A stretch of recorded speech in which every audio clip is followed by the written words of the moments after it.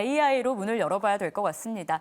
어제도 동박 기업이었죠. 솔루스 첨단 소재가 AI라는 단어가 붙으면서 AI 동박이다. 이게 또 앞으로 어떨 것이다. 여러 가지 말이 나오면서 상한가. 오늘도 급등 출발하는 모습을 볼 수 있었는데요. AI 주제 삼아서 어쨌든 우리 시장 안에서는 삼성전자, SK하이닉스가 대장주죠. 전략 좀 구체적으로 세워보도록 하겠습니다. 자, 먼저 삼성전자가 오늘 또 미국에서 반도체 지원금이 얼마나 나올지 이게 또 결정될 것으로 예상이 되고 있고요. 그 밖에도 CXL을 세계 최초로 공개했다라는 소식까지 전해지고 있습니다.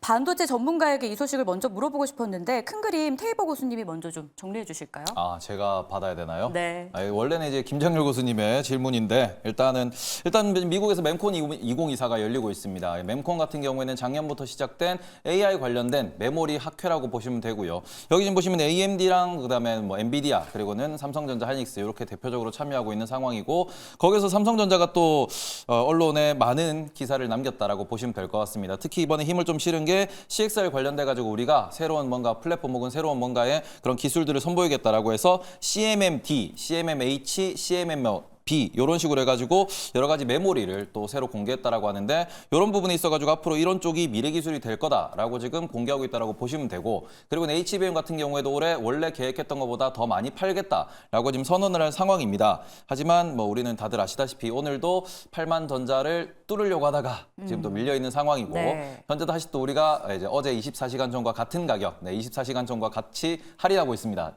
현재 가격 79,900원. 약간 그런 느낌인데. 보시면 핵심이 되는 건 엔비디아의 콜 테스트를 통과를 해야 8만 원을 넘을 수 있다라는 부분에서 계속해서 시장에서는 8만 전자 이야기가 나오고 있다라고 보시면 될 것 같고 HBM 시장에서 결국에는 삼성전자가 증산을 하더라도 제일 중요한 거는 그래서 지금 헤게모니를 쥐고 있는 엔비디아에 납품을 할 수 있는가가 시장에서 가장 핵심되는 포인트다라고 생각하시면 될 것 같습니다. 지금 테이버 교수님이 주가에 대해서 할인 중이다라고 재밌게 표현을 해주셨는데 지금 현 구간 보합에서 계속 등락 반복하면서 진짜로 79,800원에 딱 걸쳐 있습니다. 김대중 교수님, 이 8만 원 올라가길 기다리면서 네. 나 팔고 나가야지 했던 분들이 사실 정말 많잖아요. 이 개인 투자자들 안에서도 보유자의 영역과 아니면 지금이라도 들어가도 될지 신규 진입의 영역에 대한 고민이 좀 있거든요. 주가 전략 어떻게 세워야 돼요?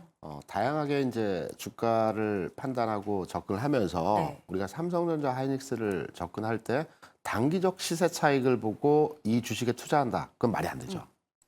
삼성전자의 주가가 지금 8만 원 위아래 언저리에서 주가 움직임이 진행이 되고 있습니다. 그런데 삼성전자가 한 2년 전, 그러니까 정확히는 22년 7월, 8월 상태에서 주가는 5만 원 수준이었어요. 5만 원 수준에서의 주가가 8만 원까지 오는데 한 18개월 정도 걸렸거든요. 하이닉스도 비슷한 경로에서의 주가 수준에서의 모습이 진행이 되었습니다. 시장에서는 뭐 하이닉스 20만 원 목표가 얘기들 나오고 있고 그 이상도 바라보고 있습니다. 네. 삼성전자도 뭐 9만 원, 10만 원 바라보고 있죠. 삼성전자이든 하이닉스이든 투자 목적 측면에서 접근을 하신다면 좀 여유를 가지고 어차피 반도체의 추세적 흐름은 상향화되었다라는 것은 누구나 다 알고 있습니다. 그래서 좀 여유 있게 접근하실 필요가 있다라고 생각이 되고 있고요. 그리고 오늘 뭐 주요하게 삼성전자에 대해서 그 HBM 출하량 그 로드맵이 나와서 여기에 대한 주가에 대한 반영도를 많이 계산을 하는데 2030년도까지 해서 지금 수준 대비해서 한 30배, 27배 정도 늘어난다고 합니다. 그런데 AI 반도체 데이터 센터 그 장착률이 2030년도에 100%인데 현재는 한 20% 수준 됩니다. 여기에 연동된 흐름에서의 그 출하량 로드맵이고요. 주가 자체에도 이런 뉴스들이 계속 나온다라고 해서 주가에 반영되는 것을 기대하기보다는 삼성전자의 주가는 안정적으로 주가 흐름에서의 상향화되는 구간에서의 흐름들이 나타나기 때문에 조금 여유 있는 관점으로의 접근이 필요하지 않겠나 이렇게 생각을 하고 있습니다. 역시 삼성전자 좀 마음을 묵직하게 갖고 여유 있게 가자라는 주가에 대한 전략을 좀 주셨는데요. 드디어 반도체 아저씨가 오셨습니다.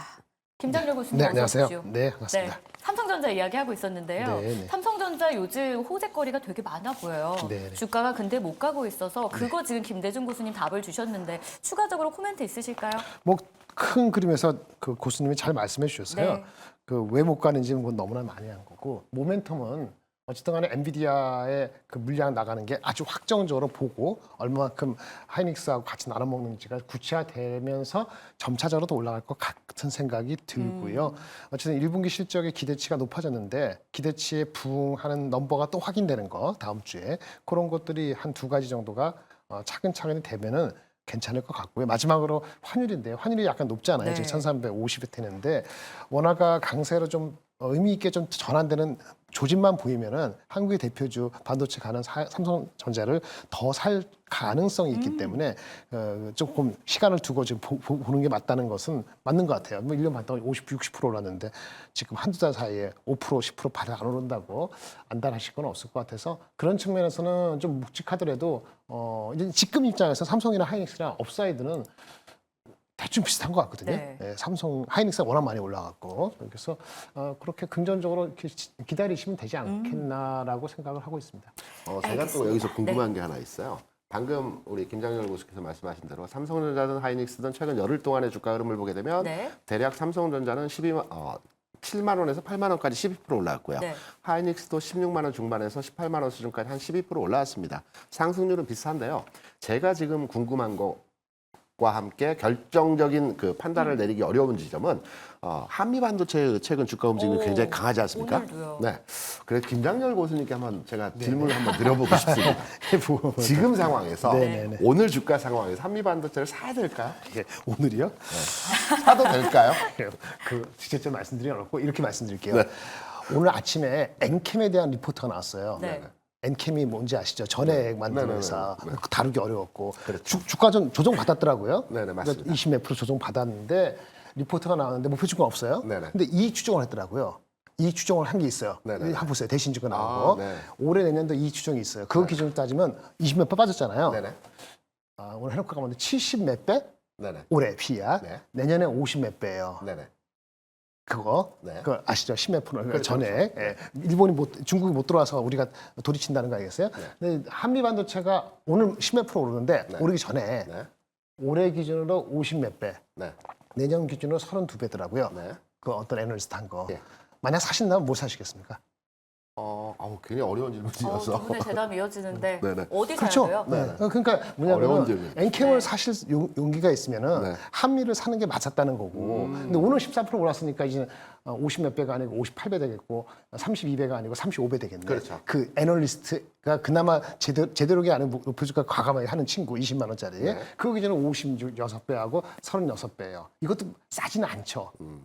근데 이거는 어디는 미국에 우리 잘 나간다 하면 가장 잘 나가는 게 엔비디아가 아니고 다른 것도 아니고 네. 그걸 설계 도와주는 회사가 있거든요. 네. 그게 시납시스라든지 케이던스 원래부터 높았어요. 마진도 30%고 네네. 성장도 계속 30%고 만약에 한미반도 그런 초입에 들어갔다 하면 걔네랑 비슷하지 않겠어요? 그렇죠? 그 급이거든요, 글로벌. 그러면 걔네가 얼마냐? 미친 데 올라갈 때 60배, 적게 올라갈 때 40배예요. 제가 결론적으로 제가 받아들인 받아들였습니다. 내용을 말씀을 드리면 일부 진입을 해도 될 것 같다라는 내용으로 뭐 저는 더 이상 코멘트 안 합니다. 10만 원, 김대중 교수님이 좀 정리해 주시죠. 그래서 어떻게 사시겠습니까? 전략적으로 사기는 부담스러우나 앞으로 그 미래를 봐서 롱런 할 수 있는 기업이라고 판단되기 때문에 시간을 가지고 여전하게 일부 진입해도 된다라는 측면으로 이해를 했고요. 최근 장에서 가장 큰 고민 덩어리였죠. 한미 반도체의 상승세가 연속적으로 진행되고 있기 때문에 사도 되는지 이 부분이 저의 가장 큰 고민 오늘 해결됐습니다. 알겠습니다.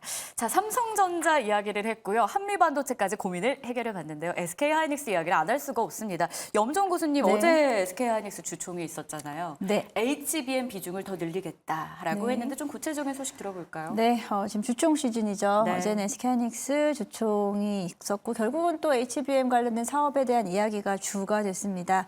HBM에 대한 그 판매 비중 자체를 기존에 사실 뭐 우리가 SK하이닉스 하면은 HBM 관련주로 해서 그러니까 워낙에 지금 움직임이 강하지만 실제로 전체 D램 전체 판매량 중에서 HBM 판매가 차지하는 비중이 지난해 한 자릿수였고 올해는 두 자릿수의 퍼센트까지 확대할 것이다라고 이야기를 했고요. 한미반도체 같은 경우에 올해에 대한 컨센도 뭐 긍정적이고 목표 주가는 뭐 지속적으로 증권가들이 네. 계속 높이고 있는 상황인데요.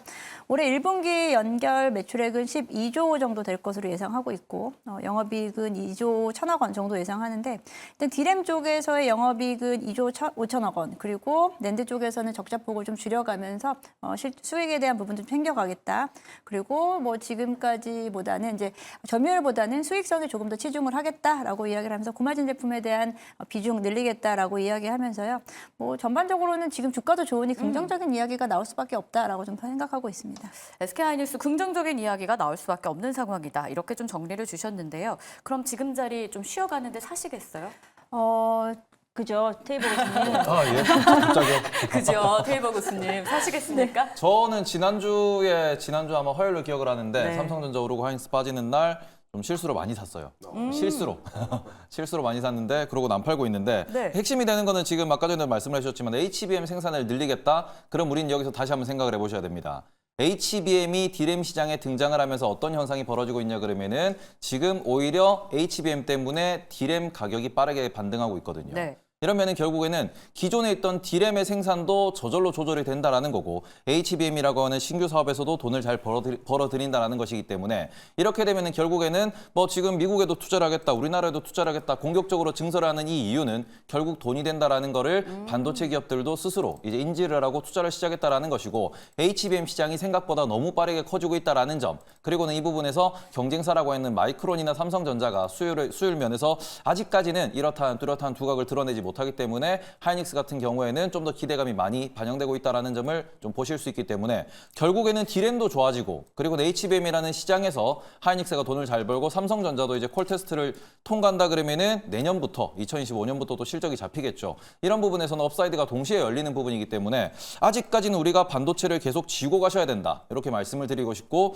한미반도체도 앞서 말씀을 해주셨지만 한미반도체는 지금은 뭐 저는 이렇게 생각을 합니다. 개인적인 생각이지만 작년도에 2차 전지와 비슷한 흐름으로 가지 않나. 이게 말 그대로 수급을 모두 다 흡수를 하면서 한미반도체가 시장을 이끌어가고 있고 그런 부분에서 실적을 지키는 삼성전자와 하이닉스 혹은 엔비디아가 꺾이지 않는 한 한미반도체 같은 경우는 계속해서 매매 게임이 발생할 것이다. 그런 식으로 단기로 대응하시는 게 맞지 않나. 이렇게 보셨으면 좋겠다라고 말씀드리고 싶습니다. 작년에 2차 전지 이야기하면 저도 할 말이 정말 많은 게 130층에 아직 머물러 있습니다. 네, 그래서 못 내려오고 이도저도 못하고 있는 상황이라서 그 포모 현상에 물렸던 사람이 바로 나였구나라고 반성을 많이 하고 있는데 지금 테이버 교수님은 한미반도체 단기로 좀 대응하는 게 좋겠다라고 결론을 주시는 거고요. 오히려 매매 관점에서는 한미반도체가 좀 더 맞을 것이고 투자를 한다라고 하면은 삼성전자나 삼성. 하이닉스 네. 혹은 엔비디아를 보시는 게 좀 더 이제 계좌 건강에 좋지 않을까 이렇게 생각하고 있습니다. 김장렬 교수님께 마지막으로 조금 정리차 여쭤볼게요. 네네. 교수님, 이 네. 삼성전자, SK하이닉스가 HBM을 등에 업고 엎치락뒤치락 이제 내가 세계 1위로 다시 올라올 거야. 서로 그런 포부들을 내놓고 있는데요. AI 최강자 국내에서는 누가 될까요? 어디에 우위를 인정해야 저희가 투자 잘하는 걸까요? 삐까삐까하게 갔으면 좋겠습니다. 네. 삐까삐까하게 갔으면 좋겠습니다. 그런 용어 쓰면 안 되나요? 비등비등하다. 1, 2위가 경쟁을 할 때 더 멀리 가고 강하게 주가가 움직일 수 있거든요. 그래서 하이닉스와 삼성전자가 경쟁 구도로서의 계속 가는 게 그렇죠. 주가에도 네, 훨씬 더 둘이 앞에서 90% 가져가고 그렇죠. 마이크론은 가끔 가다가 뭐 페일도 나고 좀 그래갖고 5% 10% 왔다 갔다 하고 그랬으면 좋겠어요. 근데 이 거꾸로서 마이크론 엄청 네. 잘하고 삼성이나 하이닉스가 다음 버전에서 혹시라도 실수하면은 그런 일이 발생하면 안 좋잖아요. 아무리 그 HBM이 날아가더라도 그런 뉴스가 당분간 안 나타나기라 보고 안 나타날 것 같아요. 근데 모르죠. 한 1년 뒤에는 또 어떤 일이 일어날지 모르니까 그런 걸 바라보는 거고요. 누가 감히 1등이다 아니다 그걸 제가 어떻게 알겠습니까? 네. 근데 일단 지금 뭐 실적이 아니고 잠재력으로는 삼성전자도 없지 않은데 하이닉스가 워낙 1등이다 보니까 밸류에이션에서 하이닉스가 옛날에 삼성전자가 PR 얼마면 하이닉스는 삼성전자에다가 30% 40% 할인해서 받았거든요. 지금은 거꾸로 하이닉스가 PBR 뭐 1.8배 하면은 거기서 삼성전자는 할인해서 받고 있어요. 이게 무슨 말이냐면 비등해졌으면 좋겠어요. 비등할 수는 없지만 그렇게 되기를 바람하지 않고요. 뭐 알아서 하시기 바랍니다. 지금은 뭐. 근데 일단은 서둘러 가실 필요는 없지 않을까 하는 생각이 조금 여유 듭니다. 있게. 네. 알겠습니다. 자, 이렇게 해서 AI 반도체 이야기로 첫 번째 문을 열어봤는데요. 한 줄 평으로 정리해드리겠습니다. 김장렬 교수님은요, 둘 다 승자의 길 기원한다. 앞서 해준 이야기 정리해주셨고, 판단은 2분기 지나기 전에 라고 남겨주십니다. 김대중 교수님, 5만에서 8만, 18개월 소요, 여유 있는 투자라고 하셨고요. 염정 교수님, 같이 가면 되지 라고 역시 우호적인 분위기 풍깁니다. 테이버 교수, 엔비디아라고 해주셨는데요. 미국장에서 다시 한번 뵙도록 하겠습니다. 네, 이렇게 해서 5위 주제 만나봤고요. 오늘 장 탑5 4위 주제로 넘어가겠습니다.